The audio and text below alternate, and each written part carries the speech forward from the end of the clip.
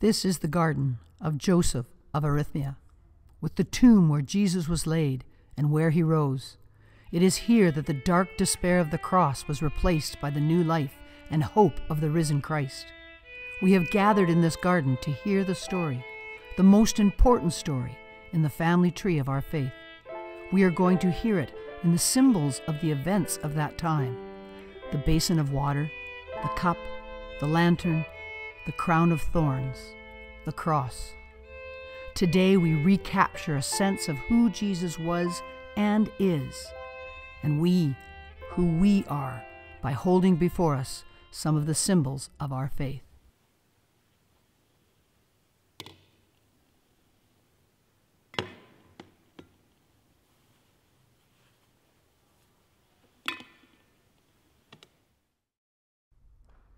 I am the basin that Jesus used to wash the feet of his disciples at the Last Supper. I am one of 1,000 basins found in homes all over the East. The roads are dusty and people travel mostly on foot, wearing sandals. I'm always being used to wash the dirty feet of guests as they enter the house. I didn't know what was going on in that upper room until someone came to get me from the corner by the door. The hands were gentle. They were brown and looked as if they were the hands of a craftsman, perhaps a carpenter.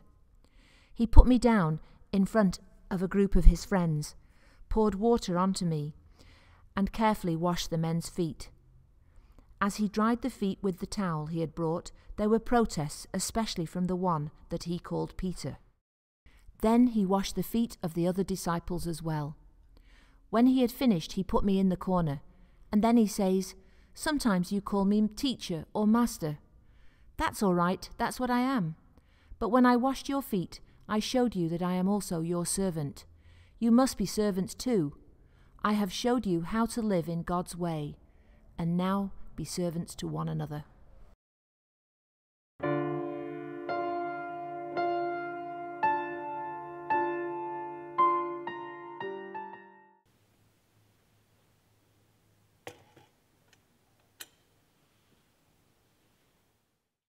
I am the lantern whose light shone in the Garden of Gethsemane.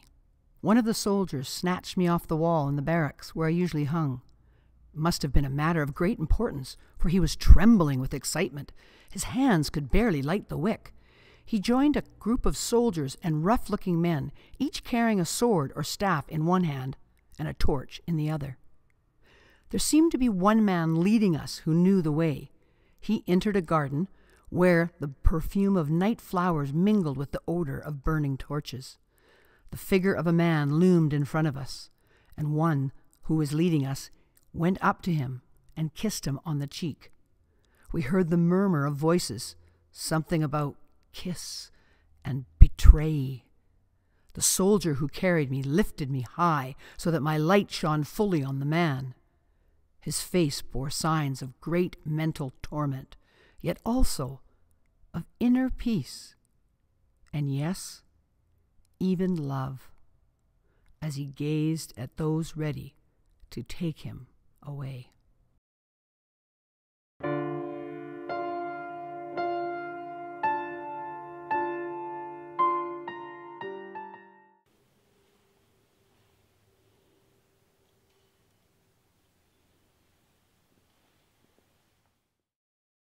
I am the crown of thorns. I grew on the outer wall of the courtyard of the governor. I was a clinging rose, my blossoms fragrant and velvety, my thorns strong and sharp. I will never forget the early hours of the morning when the man was brought before Pilate. Pilate only wanted to be rid of this nuisance that Caiaphas, the high priest, had passed on to him. Pilate would have released the man, but the mob, encouraged by the high priest and his supporters, kept crying, "Crucify him! Crucify him!" In the end, Pilate released the man to them after washing his hands of the whole thing. After the soldiers had whipped him, they drew a cloak over his shoulders and mocked him, "Hail, King of the Jews!" One of them climbed the wall and with a gloved hand plucked me from the main branch. After tearing off the blossoms, he bent me into a spiky crown.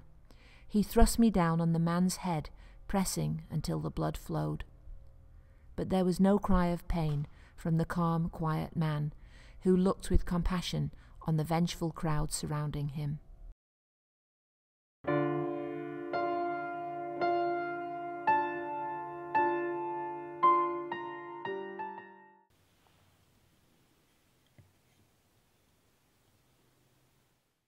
I am the most familiar, most despised, and yet the most loved symbol of Easter.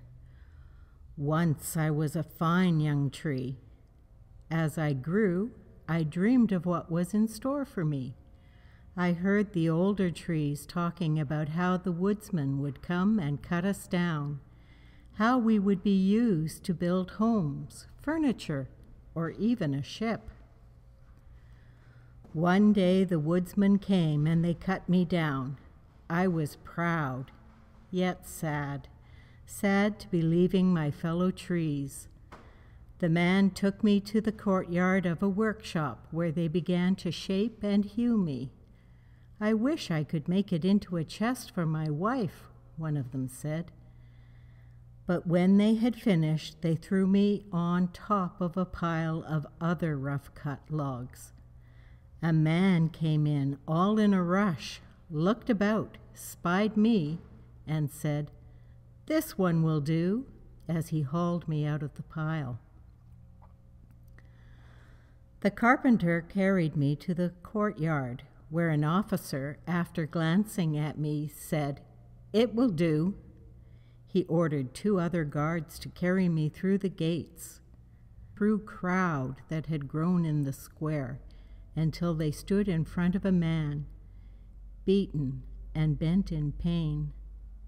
The guards thrust me at him, but another called out, "No, we barely got him this far. He'll never be able to carry this. We'll be here all day. Hey, you, pick this up and carry it. By the order of the emperor."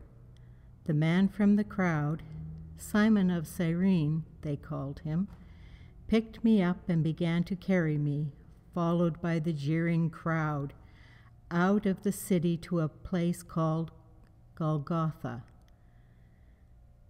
Then, only then, did I realize the useful thing I had become.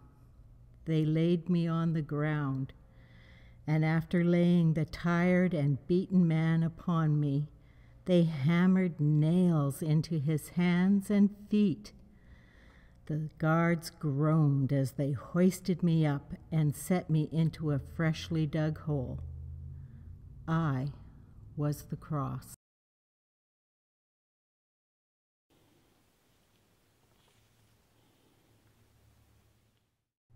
I am the lily.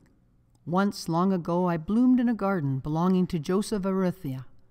It was a quiet spring evening when they came. Joseph and some women, weeping women, came with a cart, carrying the body of a dead man. Joseph himself tenderly, carefully wrapped the linen sheet about the body and carried it into the tomb, a cave he had just carved right into the hillside. As he rolled a rock over the entrance, Pilate's guard arrived, insisting that a seal be placed on the entrance and a guard posted. With the guard in place, the others quickly left. Silence returned.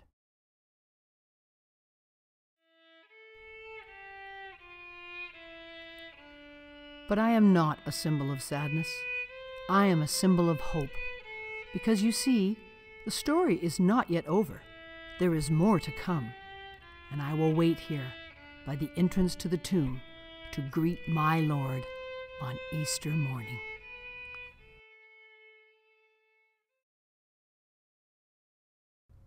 Let us pray.